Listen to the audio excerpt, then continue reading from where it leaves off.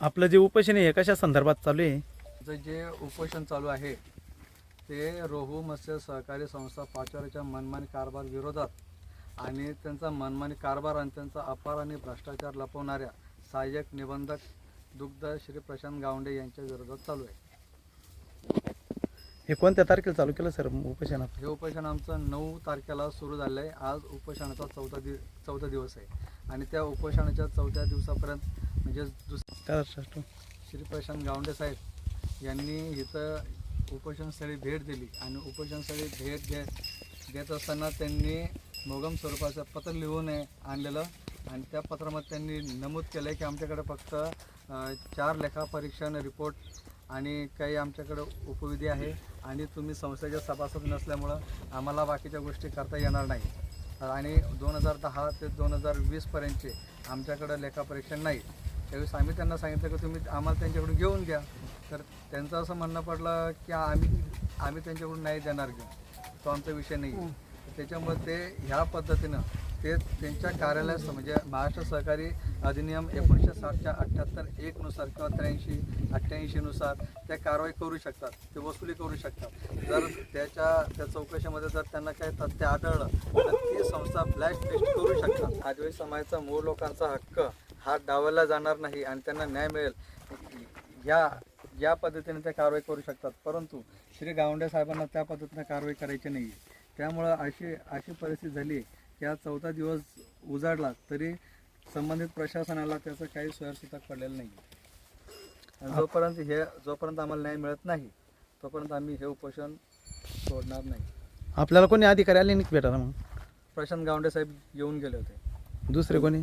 आणि त्यांची हीच भूमिका होती. त्यांनी जे पत्र आणलं होतं त्या पत्रामध्ये त्यांनी म्हटलं होतं की आम्ही फक्त 4 लेखापरीक्षण रिपोर्ट तुम्हाला देऊ शकतो. त्यांना मग आम्ही सांगितलं की आम्हाला 2010 पासूनचे द्या. तर त्यांनी सांगितलं की ते आमच्याकडे नाही आहेत. मग आम्ही त्यांना सांगितलं की तुम्ही संस्थेकडून घेऊन द्या. तर ते म्हटलं की तो माझा विषय नाही आहे, मी त्यांच्याकडून देऊ नाही शकत. अधिकाऱ्यांना ते अधिकारी कारवाई करू शकतात तरी ते कारवाई करत नाही आहेत. ते अपार आणि भ्रष्टाचार करणाऱ्या संस्थेला पाठीशी घालत आहेत. त्यामुळे आमचा स्पष्ट आरोप आहे की सदर काम करतात. 12 जून रोजी आज आदिवासी बांधव 4था दिवस. प्रमुख मागणी अशी आहे की जळगाव जिल्ह्यातील पाचोरा तालुक्यातील सातगाव रोहू मत्स्य सहकारी संस्था पाचोरा नोंदणी क्रमांक 1001 असून सदरील संस्थेचा मनमानी कारभार सुरू असून सदरील संस्थेचे 31/3/2010 ते एप्रिल 2024 पर्यंतचा वैज्ञानिक लेखापरीक्षण अहवालासहित खालील मुद्द्यावर माहिती मिळण्याबाबत तर या आदिवासी बांधवांना स्थानिक बांधवांना न्याय मिळावा. कारण की त्यांचा तो मूलभूत हक्क आहे, तो जो अधिकार आहे. त्यांचं म्हणणं आहे की 8 किलोमीटरच्या आत जे आपले आदिवासी बांधव असतील तेच या धरण क्षेत्रावरती त्यांचा मत्स्य व्यवसायाचा उद्योग करतील आणि त्यांचा उदरनिर्वाह करतील. कारण की त्यांना त्यांची एक स्थितीच आहे, तरी त्यांना योग्य न्याय मिळावा त्यासाठी आम्ही पाचोरा बडगाव विधानसभेचे आमदार किशोरप्पा पाटील यांच्यापर्यंत त्यांची आम्ही आर्त हाक पोहोचू. जय महाराष्ट्र.